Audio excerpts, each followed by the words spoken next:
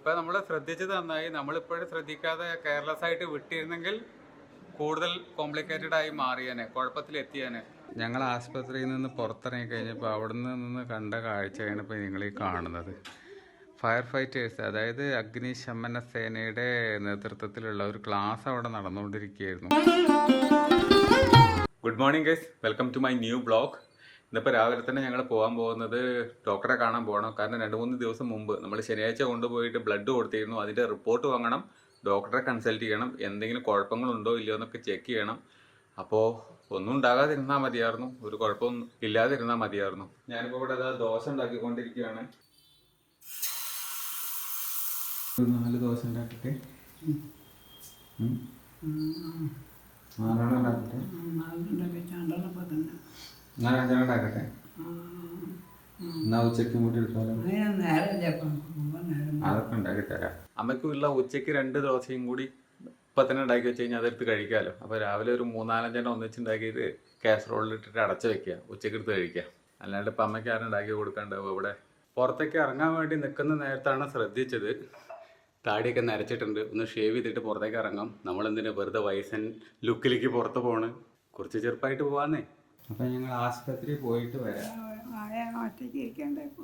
ഇതെന്താ മൊത്തത്തിൽ ടെൻഷൻ അടിച്ചിരിക്കുകയാണ്? ഇഞ്ചി കടിച്ച പോലെ ഉണ്ടല്ലോ.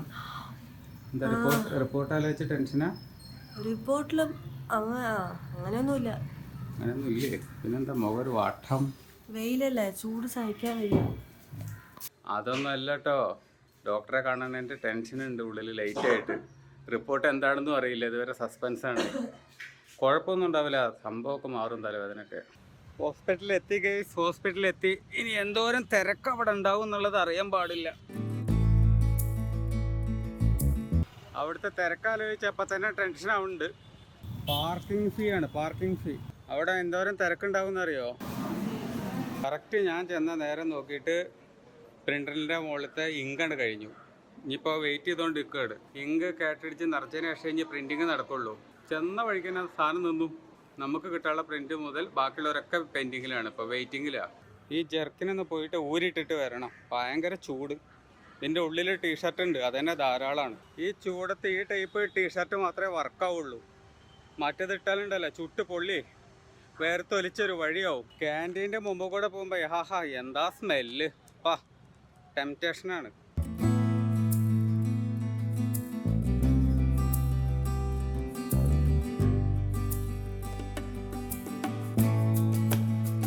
അമ്മൂന് നെബുലൈസേഷൻ വെക്കാൻ പറഞ്ഞിട്ടുണ്ട്. മൂക്കിൽ മറ്റേ ആവി വെക്കണ ഒരു പരിപാടി ഇല്ല, മരുന്നൊക്കെ വെച്ചിട്ട്, ആ പരിപാടി വെക്കാൻ വേണ്ടി പറഞ്ഞിട്ടുണ്ട്. 2-3 ദിവസം കണ്ടിന്യൂസ് ആയിട്ട് വെക്കണത്രേ. അതന്നെ 3 നേരം, 3 ദിവസത്തിന് 3 നേരം അല്ലേ? ആവി പിടിക്കണതിൻ്റെ ഒരു സയൻറ്റിഫിക് മെത്തേഡ്, അത് ചെയ്തെങ്കിലേ മാറുള്ളൂ എന്ന് പറഞ്ഞു. കഫൊക്കെ അതിന് മാത്രം ഉണ്ട് അത്രേ. മെഡിസിനൊക്കെ മേടിച്ചു. ഇനിയിപ്പോൾ നേരെ ക്യാൻറ്റീനിൽ പോവാ, കഴിക്കുക അല്ലേ?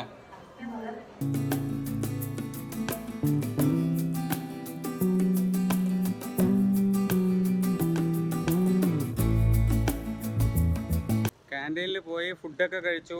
ചപ്പാത്തി പപ്സൊക്കെയാണ് കഴിച്ചത്. ഇനി അമ്മൂന് നെബുലൈസേഷൻ, എന്താ അതിനല്ലേ അതിൻ്റെ പേര്, മൂക്കിലെ മറ്റേ സാധനം വെക്കുന്ന പരിപാടി. അപ്പോൾ അതിന് പോകണം. അതിലേത് എമർജൻസി വാർഡിലല്ലേ, കാഷ്വാലിറ്റി. ലാബ് റിപ്പോർട്ടൊക്കെ കളക്ട് ചെയ്തു. ഇപ്പോൾ ഡോക്ടറെ കാണാൻ വേണ്ടി വെയിറ്റ് ചെയ്തുകൊണ്ടിരിക്കുകയാണ്. ഇനിയുണ്ട് 10, 30, 40 പേര് കഴിയാനുണ്ട്.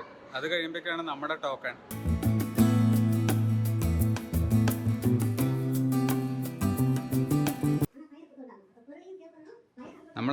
ഞങ്ങൾ ആശുപത്രിയിൽ നിന്ന് പുറത്തിറങ്ങി കഴിഞ്ഞപ്പോൾ അവിടെ നിന്ന് കണ്ട കാഴ്ചയാണ് ഇപ്പോൾ നിങ്ങൾ ഈ കാണുന്നത്. ഫയർ ഫൈറ്റേഴ്സ്, അതായത് അഗ്നിശമന സേനയുടെ നേതൃത്വത്തിലുള്ള ഒരു ക്ലാസ് അവിടെ നടന്നുകൊണ്ടിരിക്കുകയായിരുന്നു. എങ്ങനെ തീ അണയ്ക്കണം, വെള്ളത്തിൽ വീണ ആളെങ്ങനെ രക്ഷപ്പെടുത്തണം, അതിൻ്റെ ടൂൾസുകൾ, കയറുകൾ, ഗ്യാസ് കുറ്റികൾ, എന്തൊക്കെ സാധനങ്ങളുണ്ടോ അതൊക്കെ കാണിക്കുക. അതിൻ്റെ ഡെമോ ക്ലാസ്സാണ് തോന്നുന്നുണ്ട് അവിടെ നടന്നുകൊണ്ടിരിക്കുക. അതിൻ്റെ ഒരു എഡ്യൂക്കേഷൻ പരിപാടി. അപ്പോൾ അതിൻ്റെ ക്ലാസ് അവിടെ നടന്നുകൊണ്ടിരിക്കുന്നുണ്ടായിരുന്നു. നേഴ്സുമാർ, അവിടുത്തെ ഓൾമോസ്റ്റ് ഒരു 80% സ്റ്റാഫുകൾ അവിടെ ഉണ്ടായിരുന്നു. അവർക്കുള്ള ക്ലാസ് ഒരു അവയർനെസ് ക്ലാസ് ആണെന്ന് തോന്നുന്നുണ്ട്.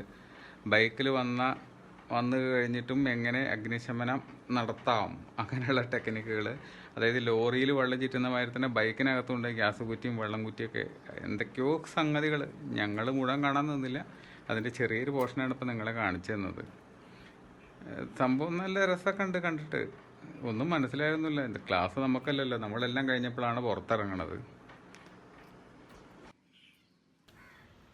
അമ്മൂന് ഇമ്മൊബിലൈസർ, അതായത് മൂക്കിൽ ആവി പിടിപ്പിക്കുന്ന ആ പരിപാടി 8 മണിക്കൂറിൽ ഒരു വട്ടം ചെയ്യണം എന്നുള്ളതാണ് പറഞ്ഞിരിക്കുന്നത്. എന്നാലേ ശരിക്കും മാറുള്ളൂ എന്ന് വെച്ച് കഴിഞ്ഞാൽ ഒരു ദിവസത്തിൽ 3 നേരവും ചെയ്യേണ്ടി വരും എന്നർത്ഥം. അതൊന്നില്ലെങ്കിൽ മെഷീൻ വാങ്ങണം, അല്ലെങ്കിൽ ഏതെങ്കിലും നമ്മൾ ഹോസ്പിറ്റലിൽ പോയിട്ട് ചെയ്യണം. ഇതല്ലാതെ വേറെ വഴികളൊന്നുമില്ല.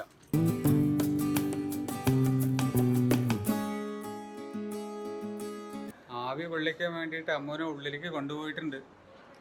ഇനി കുറച്ച് നേരം വെയിറ്റ് ചെയ്യേണ്ടി വരും. ഒരു 15 മിനിറ്റ് 20 മിനിറ്റ് വരെയൊക്കെ എന്തായാലും ആവി പിടിക്കണം. ഇപ്പം നമ്മൾ ശ്രദ്ധിച്ചത് നന്നായി. നമ്മളിപ്പോഴും ശ്രദ്ധിക്കാതെ കെയർലെസ് ആയിട്ട് വിട്ടിരുന്നെങ്കിൽ കൂടുതൽ കോംപ്ലിക്കേറ്റഡ് ആയി മാറിയാനെ, കുഴപ്പത്തിലെത്തിയാനെ. നേരത്തെ വന്ന് ട്രീറ്റ്മെൻറ്റ് എടുത്തുകൊണ്ട് കുഴപ്പമില്ല.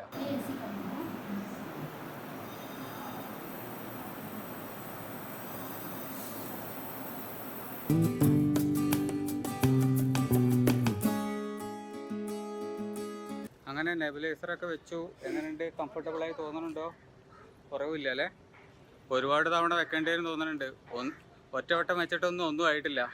ഇവിടെ സിസ്റ്റർ എടുത്ത് ചോദിച്ചപ്പോൾ ആ സാധനം വീട്ടിൽ വാങ്ങി വെക്കേണ്ട കാര്യമൊന്നുമില്ല. 1-2 ദിവസത്തിന് വേണ്ടിയിട്ട് ക്ലിനിക്കിൽ, നമ്മളെ തൊട്ടടുത്തുള്ള ക്ലിനിക്കിൽ പോയിട്ട് അത് വെച്ചാൽ മതി എന്നാണ് അവർ പറയണത്. ശരിയായിരിക്കും. നമ്മളിത്രയും വില കൊടുത്ത സാധനം വാങ്ങി വെക്കേണ്ട കാര്യമില്ലല്ലോ. 1-2 ദിവസത്തിന് വേണ്ടി 1-4 വട്ടം നമ്മളത് യൂസ് ചെയ്യുള്ളൂ മാക്സിമം. നെബുലൈസറൊക്കെ വെച്ച് പുറത്തിറങ്ങി കഴിഞ്ഞപ്പോഴേക്ക് 4:30-5 മണി വരെയായി. അമ്മോന് വിശക്കുന്നുണ്ട് പറഞ്ഞു. എഗെയിൻ ക്യാൻറ്റീനിലേക്ക് പോവാണ്.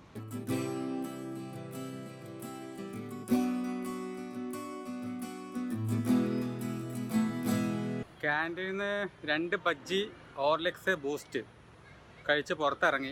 ഇനി നേരെ വീട്ടിൽ പോവുക. പോണ വഴിക്ക് സൂപ്പ് കിട്ടുകയാണെങ്കിൽ കുടിക്കണം എന്ന് പറയുന്നുണ്ട്. കഫക്കെട്ടിന് നല്ലതാണല്ലോ പെപ്പർ ഇട്ടിട്ട്.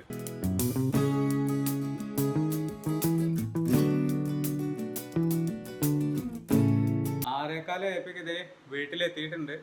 അമ്മൂനെ കൊണ്ട് ഹോസ്പിറ്റലിൽ പോയി തിരിച്ച് വന്നപ്പോഴേക്ക് വൈകുന്നേരമായി. രാവിലെ പോയ ആൾക്കാരാണ്.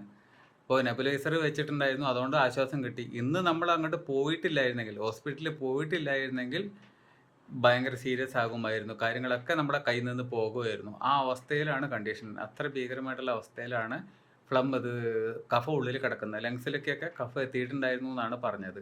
അപ്പോൾ അടുത്ത 2-3 ദിവസം കൂടി നെബുലൈസർ വെച്ച് ആവി കൊള്ളുമ്പോൾ അതിനൊരു ആശ്വാസം കിട്ടും. റിപ്പോർട്ട് നമ്മൾ ഉദ്ദേശിച്ച മാതിരി പേടിക്കാനുള്ള കാര്യങ്ങളൊന്നും അതിനകത്തില്ല. ഇതിപ്പോൾ നമ്മൾ നേരത്തെ കണ്ടുപിടിച്ചു, ട്രീറ്റ്മെൻറ്റ് തുടങ്ങിയതുകൊണ്ട് ഇനി പ്രശ്നങ്ങളൊന്നുമില്ല, എല്ലാം ഓക്കെ തന്നെയാണ്. അപ്പോൾ ടോട്ടലി ടയേർഡാണ്. ഇനിയിപ്പോൾ ഈ വ്ളോഗ് എഡിറ്റ് ചെയ്യണം. ഇനിയിപ്പോൾ ഇന്നത്തെ വ്ളോഗ് ഇവിടെ എൻഡ് ചെയ്യാൻ പോവാണ്. ഇന്നത്തെ വ്ളോഗ് എല്ലാവർക്കും ഇഷ്ടമായിട്ടുണ്ടാവും എന്ന് വിചാരിക്കുന്നു. ഇഷ്ടമായിട്ടുണ്ടെങ്കിൽ ലൈക്ക് ചെയ്യുക, കമൻറ്റ് ചെയ്യുക, സബ്സ്ക്രൈബ് ചെയ്യുക. മറ്റൊരു വ്ളോഗിൽ നമുക്ക് വീണ്ടും കാണാം. ബൈ.